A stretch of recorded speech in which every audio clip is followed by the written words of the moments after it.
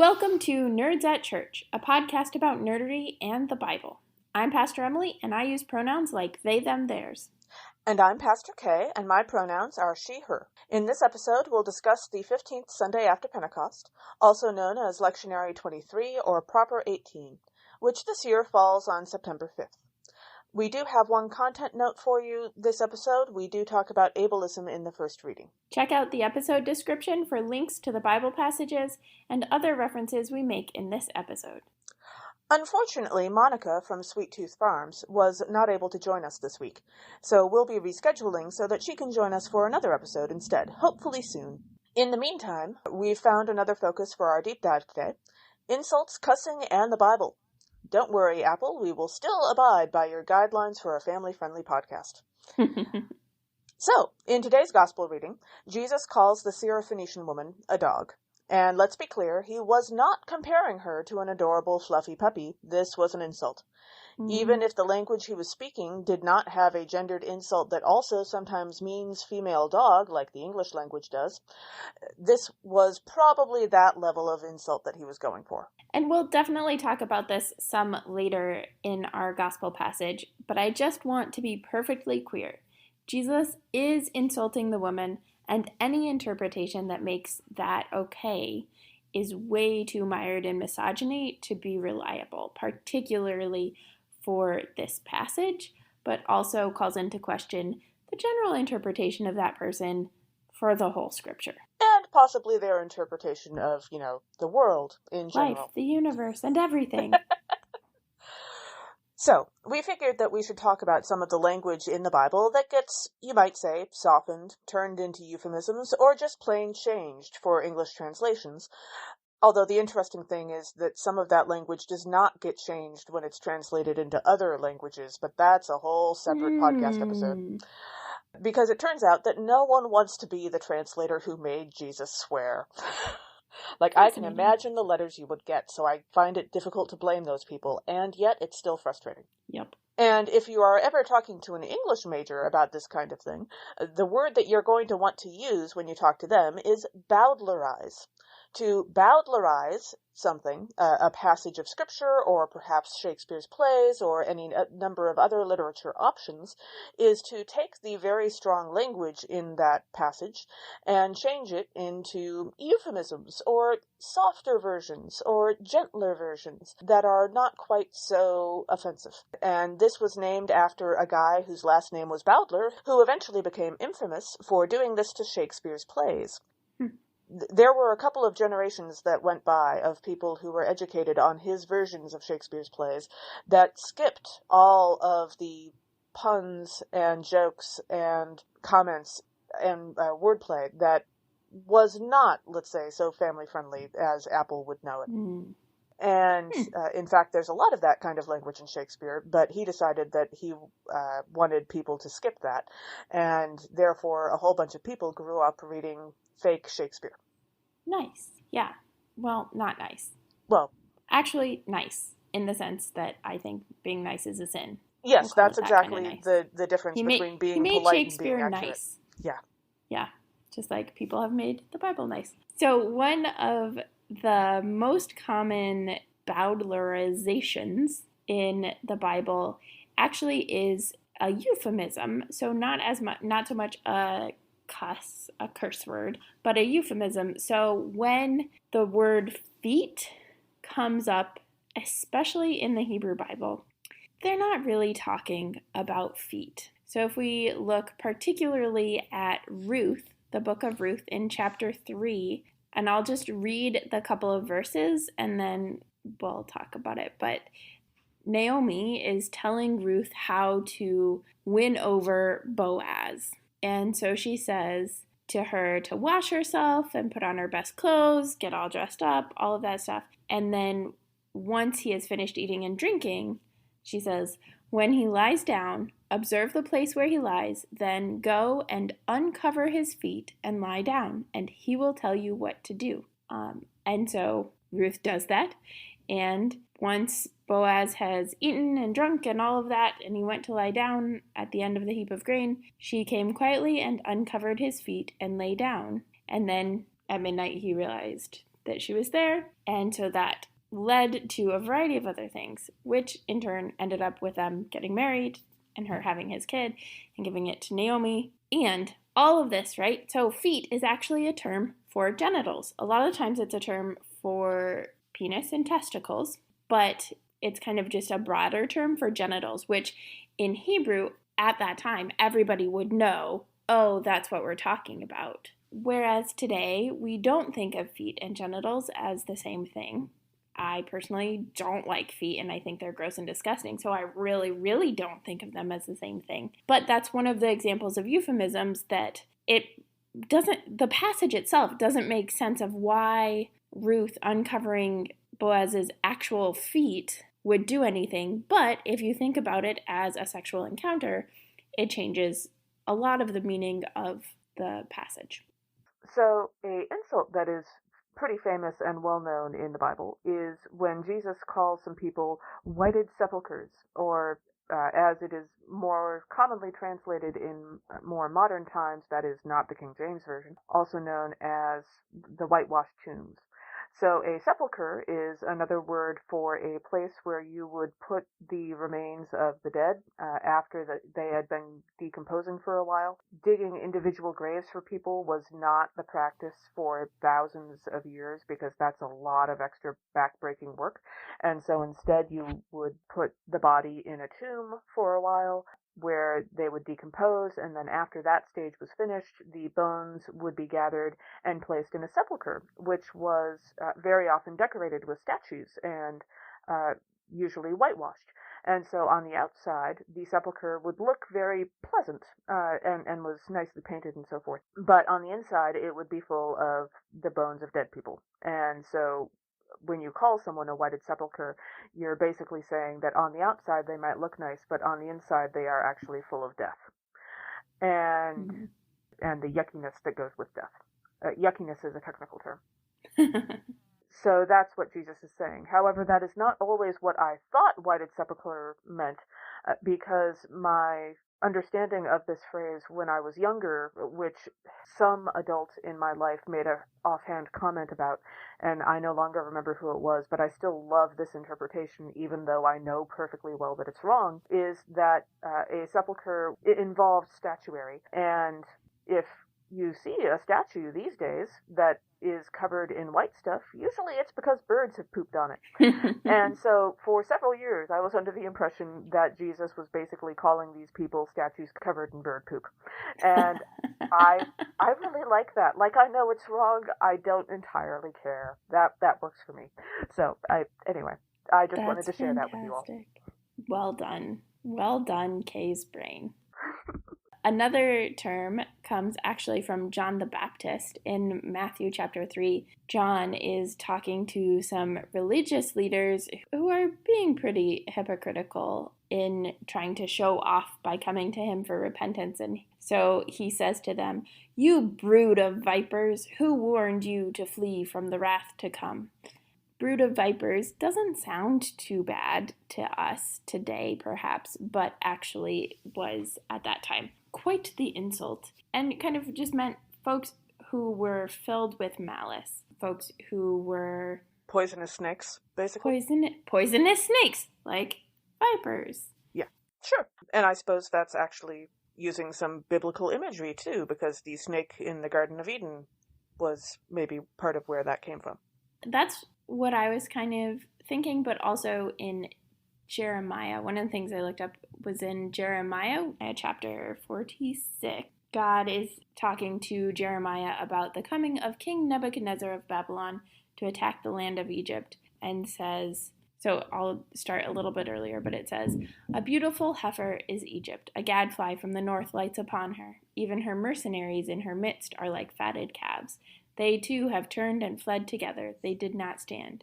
For the day of their calamity has come upon them, the time of their punishment. She makes a sound like a snake gliding away, for her enemies march in force, and come against her with axes like those who fell trees." So this idea of like slithering away at the threat of others, or at the potential loss of power and violence. Yeah. So you don't want to be called a brood of vipers. Right. If you're in a group. Or probably a viper if you're by yourself, because it'd be weird to be called a brood of vipers if you're by yourself. Unless you are part of a cluster in sensate, in which case you, as one, are connected to 7 others, and so you are, in fact, a brood and a solitary person at the same time. Look, I made a nerdery. And then when we reach Philippians, chapter 3, verse 8, Paul says, "For Christ's sake I have suffered the loss of all things, and I regard them as rubbish, in order that I may gain Christ."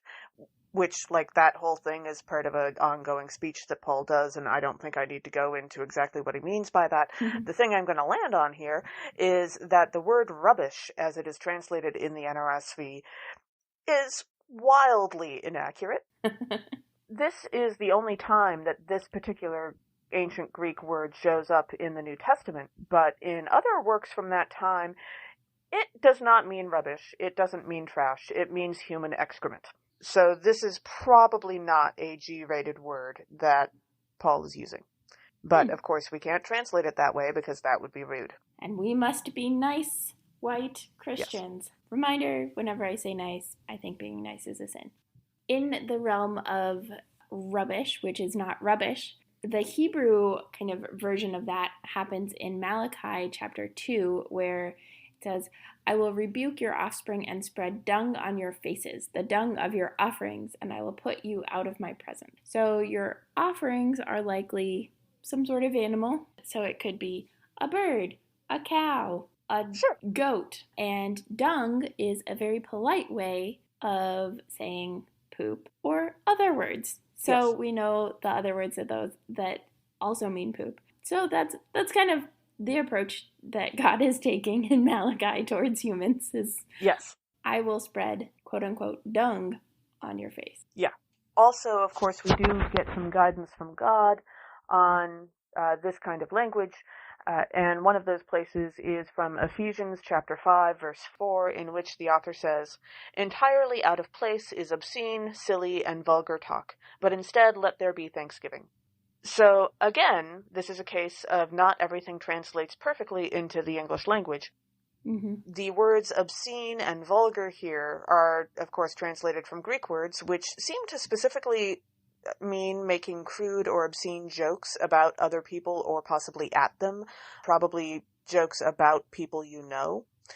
And so that is the kind of thing that, like, I understand that close friends may occasionally do that between themselves, but that is definitely the kind of thing you need some fairly extensive consent and understanding and agreement on first. Yes. Not all relationships are the kind of relationships where that is okay. Yeah, you really want to do some work for that, and it's not something to be done idly. And then also, the word silly here, I want to be very clear.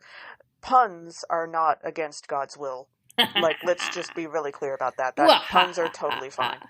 Puns are amazing. Yes, and also being silly is okay, and sometimes this word is translated as foolish, and look, we're all going to be foolish sometimes, goodness knows if we haven't learned that by now. But essentially, the word that gets translated as silly here in the NRSV refers to speaking from ignorance, sort of what Midwesterners often call blowing hot air. People who say a lot of things about stuff they have no idea about, and all of that can cause a lot of harm. And so I can understand why that would be a problem. I also think that one of the things that I tend to talk with my confirmation students is the difference between swearing near a person and swearing at a person. Because, and this is the way that my parents phrased it with me, if you're swearing because you, like, hit your thumb with a hammer, that's kind of understandable. And also the Mythbusters have actually proved that helps you deal with the pain. That was a fun episode. But I remember that. Yeah. Thank you, Mythbusters. But swearing at a person is different. That is a type of violent behavior, even if it's not physically violent. I think that that's a difference that we can all understand. I also want to warn us against the concept of being afraid of particular words, which when I hear people talk about not using adult language, as we sometimes call it, or swear words, very often, and this seems to especially happen in a Christian religious context for me, it ends up sounding like the people involved are actually, like, scared of those particular words. And you don't have to be scared of words. Like, that's not the point here. The point is we can treat each other better than that. Mm-hmm. And when you wind up sounding like you're afraid of words, well, for one thing, that's definitely foolish talk.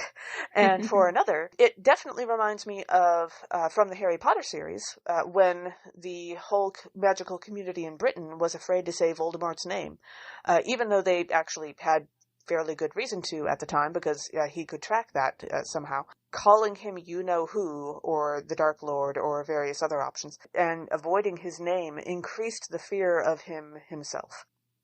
Mm-hmm. I don't know that being afraid of words is actually functionally useful for us, so I would discourage us from being afraid of those words. I personally have part of my history that goes along with that. I started swearing when I was partway through college because I had avoided it up until then because I was encouraged to by many of the adults around me. But I started approaching the stage of being afraid of words, and I realized what was going on, and I definitely wanted to avoid that, having read Harry Potter at the time. And so it's not like I immediately started cursing up a storm, but I started being willing to use those words in certain contexts, and I am not afraid of them anymore. So make of that what you will. It has been a journey for me too. And if you are enjoying all of this talk of insults, there's not a biblical insult generator, but as Kay talked about, Shakespeare came up with quite a few insults, and somebody actually made a Shakespearean insulter. Yes, I love that. And then one of my friends in seminary actually made a Luther insulter. He was very good at that kind of thing. Martin Luther, the original, not like, Yeah, so we'll link to both of those insulters if you want to dabble in other types of insults that we might not think of today in our language as insults or cusses. And I have a certain appreciation for being, let's say, artful with that sort of thing. Sometimes Truth. It can take some of the edge off. Truth. And another thing that happens for many of us, especially when you're in the clergy or in a related profession that involves being around small children a lot of the time, is that we tend to come up with somewhat silly euphemisms or phrases that we say instead of curse words, because you have to say something sometimes. And one of my favorites for this is something that my mom has always said, which she says when she doesn't feel like she can use adult language. And she will look a person directly in the eye and in an absolutely flat voice say, "That is the biological byproduct of a large furry animal, and you know it." Or something like that. The furry animal that she is referring to is a bison or a bull. The biological byproduct of it, you can guess. Some might call it dung. Yes. Yeah, my favorite is from my dad, and when he's really frustrated with somebody, or if somebody's like doing something really just awful, he will call them a Richard cranium, because cranium is another word for head, and Nice. The nickname for Richard that is not Rich or Rick. Mm-hmm. Yeah. I also say fudge monkeys a lot. That's my go-to, like, fudge monkeys, instead of like other F words. Our first reading is from Isaiah chapter 35, verses 4 through 7a. The prophet declares that God will save those in exile, and that they will be healed, and the earth will provide abundantly for them. So one of the themes that I noticed in this passage is the idea of relief, right? We get this sense of relief from fear, relief from the dryness of the desert, and it reminded me of the episode of Battlestar Galactica where Naomi Nagata has been on this ship, and there's kind of twofold relief, right? She keeps depriving herself of oxygen so that she can mess with the mechanics of the ship so that she can hopefully save her life. And so every time she comes back in from having done it, she's like gasping for breath at the relief of having oxygen again. But then ultimately she like shoots herself out of the thing so that she can help the crews, stay away and not get exploded by the ship that she was on, that somebody else booby trapped. And then she's like out in like just like floating in space, hoping somebody finds her and sees her in time, and they do, to get oxygen back into her. But it's this like that space of the relief of oxygen after not having it. Yeah.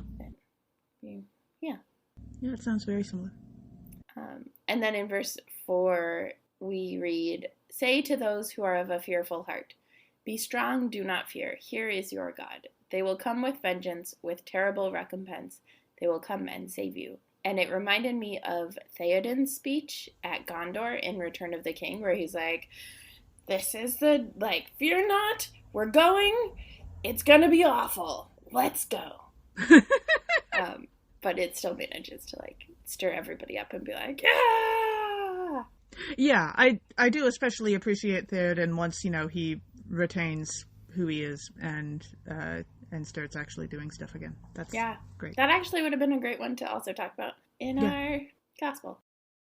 And then in verse 5, when we read, "Then the eyes of the blind shall be opened, and the ears of the deaf unstopped." This one is difficult because at face value, it's very ableist, right? It's saying that blindness needs to be cured, deafness needs to be cured, that these things are not good.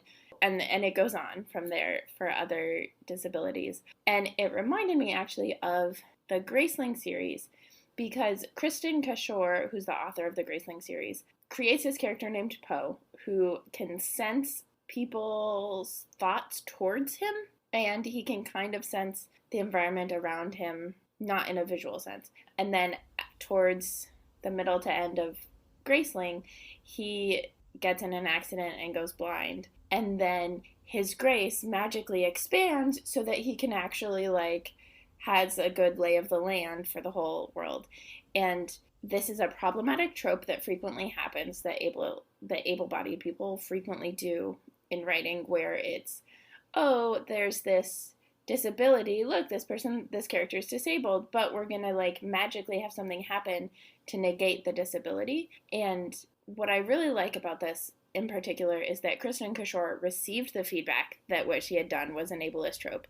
And so in the next book she wrote, there were particular things that pointed to the limitations of Poe's grace and of Poe's sight, so that he still retained an identity as a disabled character.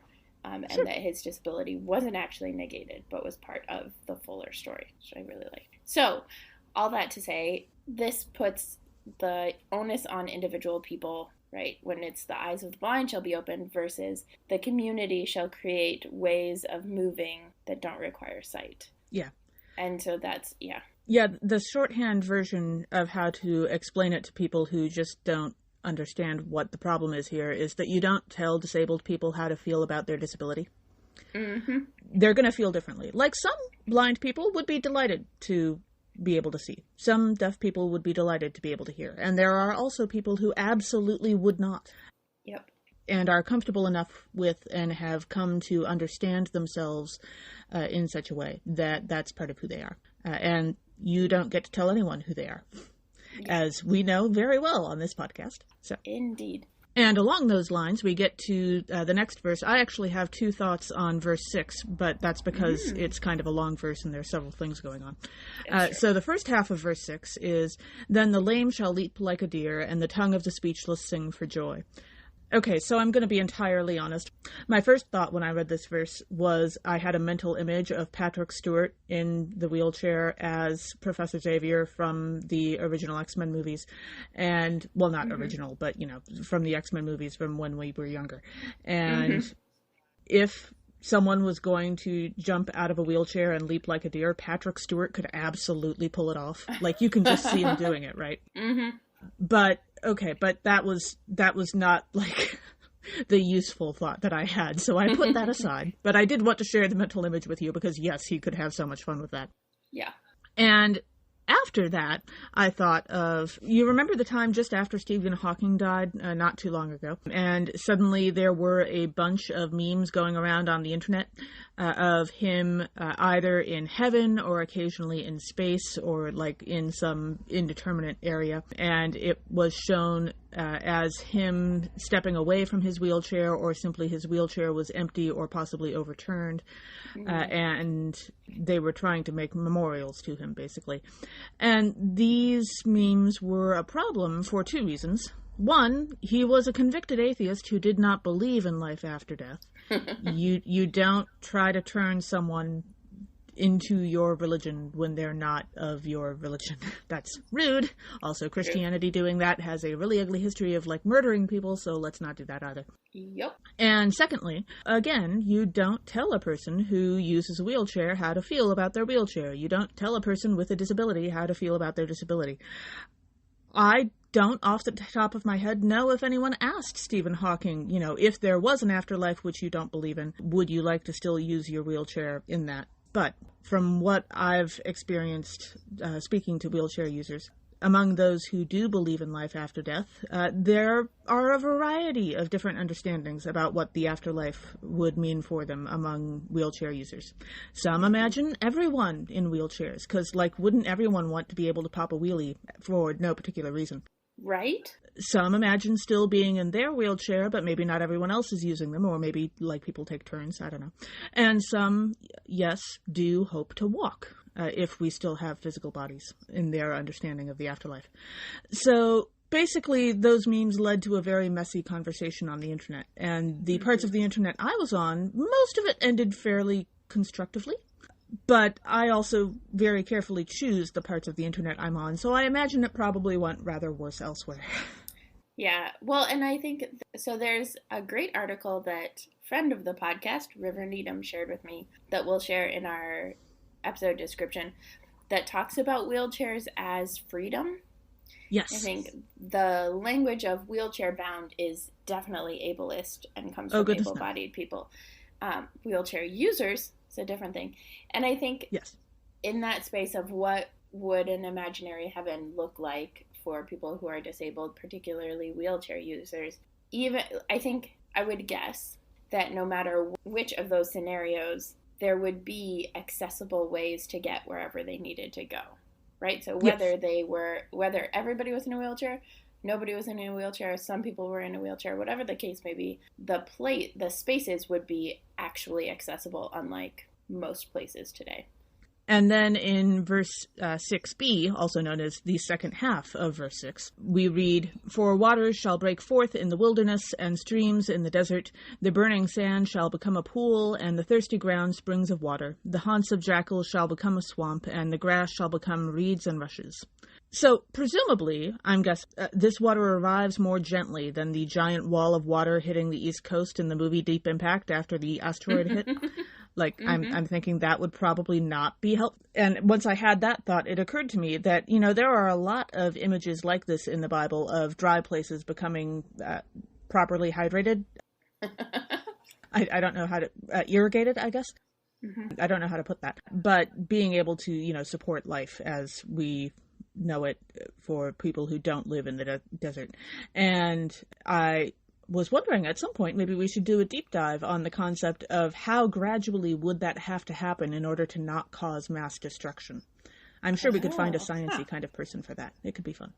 Yeah, that would be interesting. And I think, there's a certain extent to which it's already on the way with climate change, where drier places are getting wetter, but not in a sustainable way, right?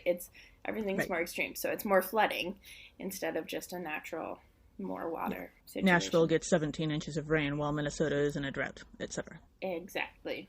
Fires in one place, floods in the other. Mm-hmm.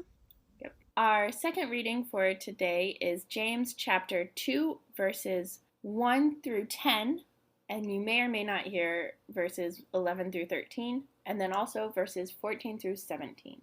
The author reminds Christians that pandering to the rich isn't Christian and also won't do them any good. Instead, it is a Christian's calling to care for those in need as a sign of their faith active in their lives. I will just toss in here real quick before Emily gets started that there is a known trope in Lutheran circles, which we are both Lutherans, that Martin Luther, who, created the whole Lutheran concept, was not fond of the book of James. But Yes, he had or Revelation for that matter.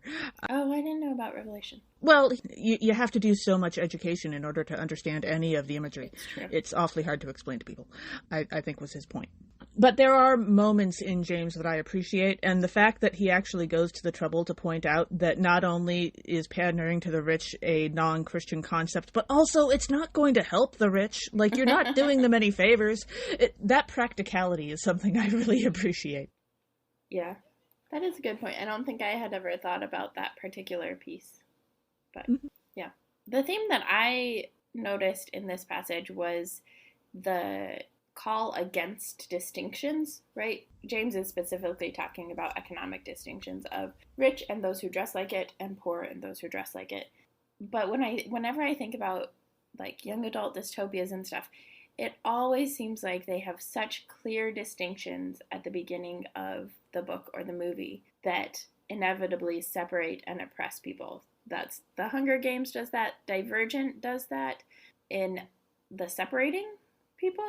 And it's less clear of the oppression until you get kind of later on. But that idea of separating and making distinctions between people again and again comes up as part of a dystopia, which I think is really interesting that we've caught on to that concept, at least in like literature and fiction and in our imagination, even if we're still doing it right now today. Yeah, also we just like putting people and things into categories, and we seem to sometimes like it when things are in neat categories, and then we realize that they don't fit in neat categories. And yeah, it's true. Speaking of categories and favorites, in our first verse, we read, "My siblings, do you, with your acts of favoritism, really believe in our glorious Lord Jesus Christ?" And this question gets at the, right, what good comes from favoritism? Kind of like what you were talking about, right? There's no good for the poor, but there's also not good for the rich in that. A clear example of that is the story arc that happens in Doctor Who when Rose shows favoritism and saves Jack's life. And then there's all these unintended consequences, right? So one unintended consequence is that Jack becomes immortal. But there's all of this other stuff that like snowballs because of this one act that Rose took to save Jack's life instead of letting him die as he presumably was going to. yeah, I mean, also, it's an interesting kind of favoritism because it's not like she chose him over anyone else. He was the only one who was still alive who she could still save. Yeah.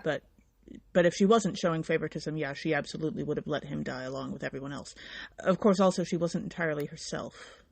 Yeah, it's a complicated one for sure. Yes. But I do love that season, though. I, full disclosure, had some help prepping from both Pace and River today.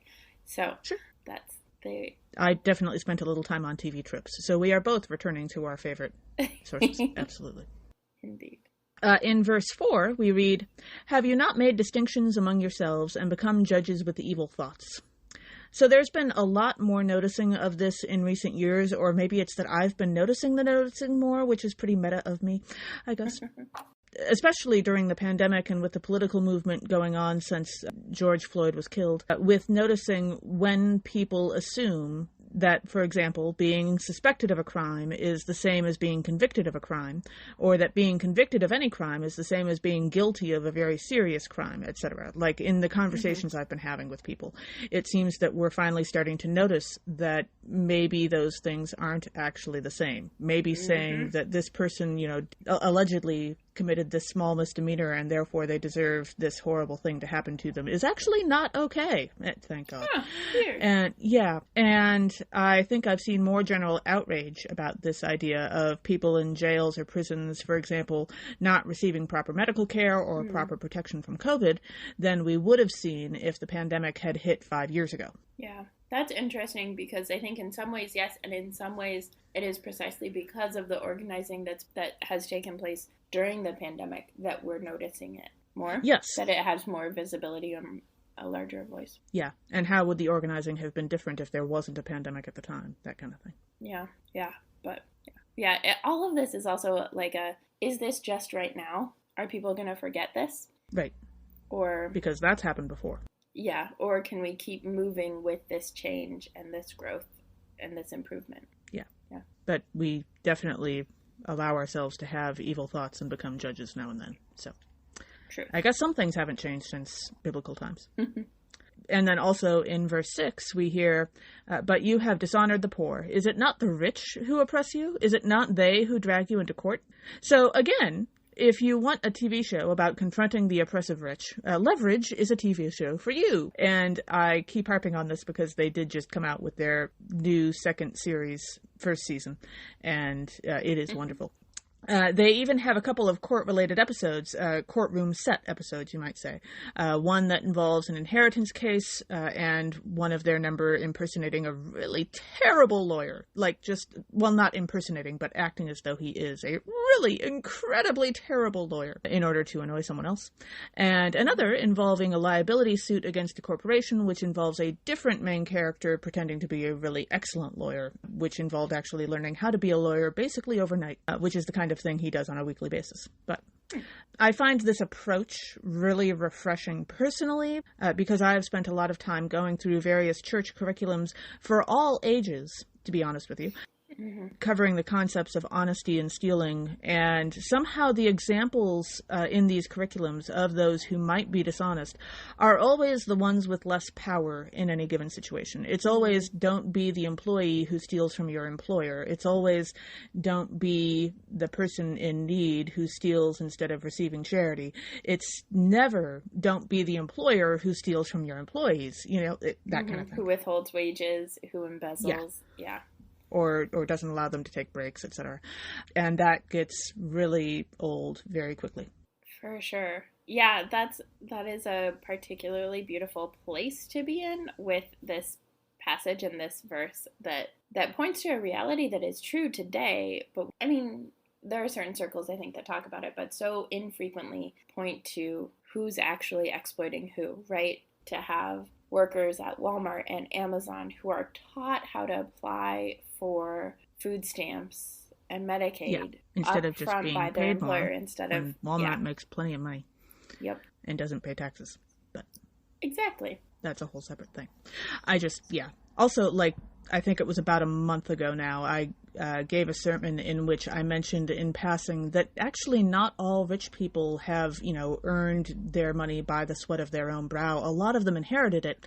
And I had 3 different people come up to me, and they ignored the rest of the sermon and just said, I've never heard a pastor say that from the pulpit before, but it's actually incredibly true, isn't it? Mm-hmm. I honestly, off the top of my head, I don't remember what that sermon was about anymore because it's been a month. But that was not my point. That was a side comment. And but that was the thing that blew them out of the water. Yeah, and I think it is. I've been having a lot of conversations lately about what we should be saying from the pulpit and in congregations, and there's some scary stuff, and I think. There's a lot of stuff going on. Yeah. Yeah. And for some people, I think even saying what you said would have been, they'd be a bit nervous about it, but it's true. And I think it is something that people need to hear, right? Lay people need to hear that money is a big deal, and not because we're trying to nickel and dime all of the poorest people in the congregation, but to say there are people who did not earn their wealth. Yeah. And to name that reality. And wealth is not necessarily a moral virtue either. Yeah, for sure. In fact, it would be harder to be wealthy and moral. Yeah. Not that I haven't occasionally given a thought to the concept of trying, but, occasionally. Hey, someone has to experiment. Come on. Right? Somebody wins the lottery every once in a while. In verse 17, we read, "So faith by itself, if it has no works, is dead." And this reminded me of the part in Sister Act where Whoopi Goldberg's character gets to the church and it is dead and dying. And she starts to get it more involved in the community, and it starts to grow. And that also becomes more dangerous for Whoopi Goldberg's character. But I think that is a really beautiful example of faith, that when our faith takes action, when our faith motivates action, it does grow. Our faith does grow, and it gets more dangerous for us because a lot of the time that is challenging the powers and systems that are set up. Yeah, I love that movie. Me too. Our gospel reading for this episode is from Mark chapter 7, verses 24 through 37. Jesus' conversation, including insulting a Syrophoenician woman, leads him to minister not just to the Israelites, but to Gentiles as well. He then takes a roundabout journey to the southeast side of the Sea of Galilee and heals a man who is deaf. So one of the themes in this passage is trauma collisions, which is a phrase coined by a friend of the podcast, Susanna Porter.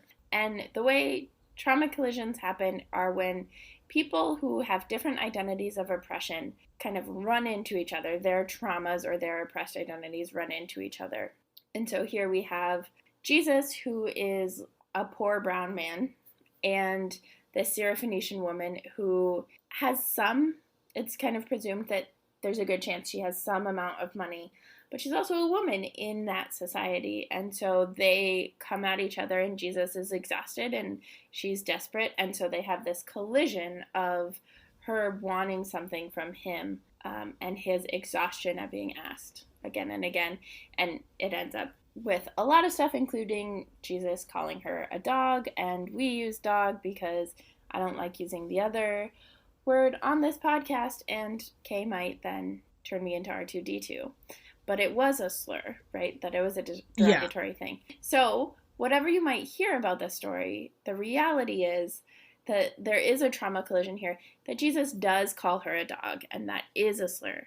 And what this kind of brought to mind is the idea of oppression Olympics, and there's like a whole episode of Will and Grace about the oppression Olympics and trying to like figure out who's more oppressed than others. And that's harmful and not helpful. The reality is that different people are oppressed in different ways, but that and all of it sucks. And all of it sucks. All of it. And when we have those trauma collisions, right, there is potential for us, if we're in the right space, to listen and learn from each other, for them to be moments of deep grace, which is what happens here, right? Jesus, they have the trauma collision. Jesus calls her a dog, and Jesus says, yes, but even the dogs under the table eat the children's crumbs. And that's the point where it shifts Jesus' mind frame into, oh, yeah, you're right. It is bigger than what I was thinking, which I think is pretty cool. Yeah. In verse 26, we read, "Now the woman was a Gentile of Syrophoenician origin. She begged Jesus to cast the demon out of her daughter." Okay, so there are a lot of sci-fi fantasy universes, whether you're talking books or movies or podcasts or whatever, where they give you a deeply complex and nuanced look at prejudice and try to get you to think more deeply about how prejudice in our world works, but they do it very slowly and gently and nuanced and complex. And then there are the sci-fi fantasy universes, or, well, really any fictional universe, but sci-fi and fantasy is interesting because they can introduce types of people who don't exist, you know? Mm-hmm. And then there are the ones that, instead of doing the complex and nuanced look, they just, prejudice exists. It's part of the world. It doesn't look terribly different than the stuff that we're used to until all of a sudden they smack you over the head with the truly horrific things that it can lead to. And I've seen universes play out both ways. That one is less a, let's think about what this means for us, and more of a, see how terrible this can get? Look. Because this happened in real life too, right? And so one of the examples that came to mind for me is from Sean and McGuire's October Day series. And yes, by the way, I realize that I'm showing partiality. I'm okay with that. Because this is about fictional universes and not, people in need. But I have things I'm fond of, just like Emily does. Indeed. And in one of the books, there is a sort of an ongoing thing where a father is basically constantly having to beg for his daughter's life because his daughter is not a full-blooded fae person like he is. She is also half human. And under certain circumstances that have just become inevitable because of the plot, there is a chance that she may need to be killed in order to maintain the secrecy of the existence of fae in the human world. Ooh. The full explanation of exactly how that happened would take a while, so I'll skip it. But the existence of this prejudice between fae and humans is acknowledged consistently in the series. Mm-hmm. It is not portrayed with any particular nuance or complexity. It's just sort of a fact of life. But it's not until this particular book that you realize the full horror of some of the implications of it. where it really smacks you over the head. I don't know that I particularly have a preference between the ones that, carefully and complexly lead you through all the nuances of everything versus the ones that just hit you over the head with a 2x4, essentially. But this did a particularly good job of it. Yeah. Because we know perfectly well that children have absolutely died through prejudice in the real world for lesser reasons than endangering the existence of an entire people. Yes. Yep. I've been marathoning Sense8, and that is a thing that happens in it. Yeah. Yeah. Also, I totally just now, for the first time, got the pun in the name of that series. Okay. Like, I knew it was about 8 people. I haven't actually seen it. But I just, wow, that's like Central Perk levels of obvious. Okay. That's fantastic. Yeah. And then in verse 28, after Jesus has called her a dog, the woman answers Jesus, "Sir, even the dogs under the table eat the children's crumbs." And this is one of those, like, working with someone you don't like, but you have to because you have a common goal kind of things. And so it reminded me of Triss in Insurgent in the Divergent series, where she ends up having to work with Marcus Eaton, Tobias or Fors, who is an abusive father, but he is the only one with this knowledge and this stuff, and so she ends up having to work with him to try to save their community and their culture and let this truth come out. But it is decidedly working with someone that she doesn't like and that has disrespected her. But doing it anyway because of a bigger need. In this case, her daughter, and in Triss's case, the fate of her entire world, or something. And then in verse 33, as we shift gears into the encounter with the deaf man, we read that Jesus took the man aside in private away from the crowd and put his fingers into his ears, and he spat and touched his tongue. And I love this model of kind of pulling him into privacy, because there's so much that like in my headcanon, Jesus also checks with him that he actually wants this to happen. Sure. Because we just have this crowd that brings the man and begs Jesus to help him. But it reminded me of all of the times and ways in like the Born Supremacy movies where he's always trying to like find a more private place to talk because everything is surveillance everywhere. But to try and like pull people aside and have a conversation that can be honest and a little bit more vulnerable because they're one-on-one private conversations versus kind of the big conversations that anybody can overhear or experience. Yeah, I like that headcanon. That makes sense. And then finally in verse 36 we read, "Then Jesus ordered them to tell no one, but the more he ordered them, the more zealously they proclaimed it." Okay, so to be entirely honest with you, I am still unclear on whether this was Jesus's goal or not. Like, was Jesus using reverse psychology? Right. Or is Jesus actually frustrated that they're going around talking about this? I don't know. Either way, I still figure this could absolutely get turned into a Bugs Bunny cartoon. Because this is exactly the kind of thing that Bugs would pull, like with reverse psychology, or exactly the kind of thing that Daffy would do to Bugs if Bugs didn't want him to. Yeah. Either way. And which occurs to me, I actually know a story about Bugs Bunny in the Bible, and I don't know if I've told it on this podcast before. I don't think you have. There is an ongoing thing in Bugs Bunny, particularly when he runs into Elmer Fudd, where he calls Elmer Fudd Nimrod. Now, in the Bible, Nimrod is a mighty hunter, and Bugs is being sarcastic, because Elmer Fudd is a terrible hunter. The thing is that apparently audiences at the time, the first time that this happened, they did not get the reference. They had no idea that Nimrod was a person in the Bible. And so they just assumed, oh, this word must mean, foolish or ignorant or not very bright, because that's what Elmer Fudd is. And so it is because of that the word Nimrod is also commonly used in today's world to tell someone that they are not very bright, when in fact it's supposed to be about their hunting prowess. Huh. So, thanks, Bugs. Yeah. We appreciate that you thought that we would get that reference. I think I heard that once before, but not that full story. That's I believe I may have told that story on our previous podcast. Oh. Incarnation. It's possible. That's what reincarnations are for. Yes, exactly. Thanks for joining us. Catch us next time when we'll discuss nerdery connections to the scripture readings for the 16th Sunday after Pentecost. This podcast has been produced by us, Emily Ewing and Kay Rohloff.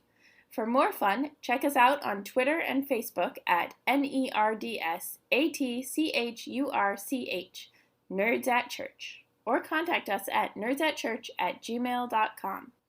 Also, if you like what you've heard, rate us or leave us a review on Apple Podcasts, Facebook, or wherever you catch your podcasts. If you want access to our full guest episodes and interviews, support us on Patreon at patreon.com/nerdsatchurch. We hope Patreon can help us get our episodes transcribed for those who need or prefer that, though if you want to help us with transcripts, let us know via email or social media. As the ancient Christians said, Pax vobiscum.